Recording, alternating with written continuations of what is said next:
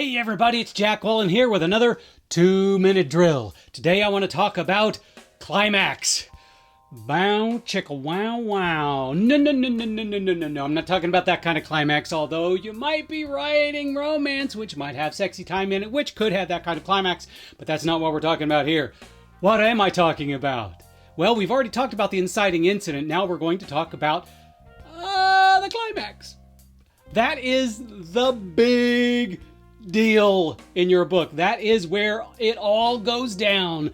The big build-up, and bam! If this were a Marvel superheroes movie, it would be the big fight against all the superheroes against the supervillains. Now look, here's the thing. I like to consider that there are 3 different types of build-ups to the climax. The first one, boom, is the Everest. And that is where your story builds and builds and builds and builds and builds and builds and builds and builds and builds. Boom! And it hits that climax. The second one I like to call the plateau. The plateau is like this. Boom, it builds, and then it plateaus for a little bit and gives the reader a little sense of security, and then bam!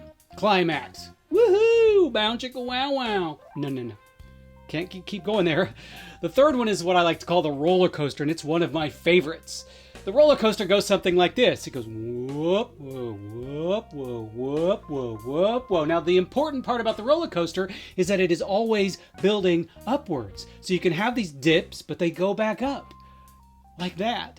Now, each one of those types of climaxes or builds up to the climaxes are viable. You just have to decide which one is best for your story. But it's important to know that the climax should happen around the 4th act. Maybe the end of the 4th act, at the latest, the beginning of the 5th act. Okay? You don't want it to come in too late. You don't want it to come in too early, because if it comes in too early, your readers are going to be a little bit disappointed with what happens next. Anyway, that is all about the bow chicka wow wow. This is your 2-minute drill. Thank you.